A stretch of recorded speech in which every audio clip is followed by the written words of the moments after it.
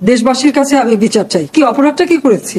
সমস্ত দাবি মেনে নেওয়ার পরেও তাদের আর সে শাটডাউন শেষ হয় না। কি কারণে আমি বুঝি না। শাটডাউন করে সবাইকে তারপরে মারা। আমরা তো সম্পূর্ণ দাবি মেনে নিই, একটা মানলে আর একটা, আরেকটা মানলে আর একটা। এই কোটা আন্দোলনকারীদের কমপ্লিট শাটডাউন, আর তার ফলাফল আজকে এই অবস্থা। শাটডাউন করে সবাইকে তারপরে মারা। কতগুলি মানুষ পঙ্গু হয়ে যাচ্ছে, কতগুলি মানুষ।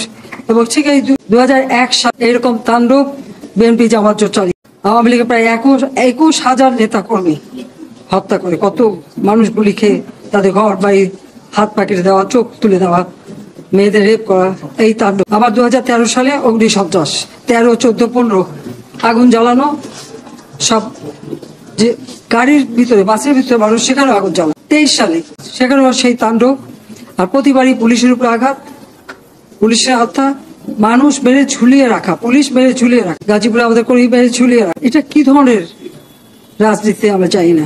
যে সমস্ত ঘটনা ঘটেছে আর যেভাবে মানুষগুলি ক্ষতিগ্রস্ত হয়েছে, আর যারা মারা গেছে আমি তাদের আত্মার মাগফিরাত কামনা করি। আর যারা এখন আহত তাদের সকলের চিকিৎসা সুষ্ঠুভাবে হচ্ছে। আমি আমাদের ডাক্তার, নার্স বা কর্মচারী সকলকে আমি আন্তরিক ধন্যবাদ জানাচ্ছি যে তারা দিন রাত অক্লান্ত পরিশ্রম করে, এবং আমাদের স্বাস্থ্য মন্ত্রণালয় থেকে মন্ত্রী, প্রতিমন্ত্রী সহ আমাদের সকলের বারবার এদের দেখে গেছে এবং যা যা লাগে করে দিচ্ছে। আজকে চিকিৎসার জন্য যা যা লাগবে আমরা করে দিচ্ছি। আর যারা পা হারিয়েছে বা হাত হারিয়েছে, আমরা কৃত্রিম পায়ের ব্যবস্থা করে দেব, যাতে তারা আবার সুস্থ মানুষের মতো চলতে পারে, নিজের কাজ করতে পারে। এবং এর মধ্যে একজন আবার প্রতিবন্ধী, যে তার মা যাতে ভালোভাবে চলতে পারে। প্রতিবন্ধী অবশ্য আমরা ভাতাও দিচ্ছি, কিন্তু তাকে আরো ব্যবস্থা করে দেব।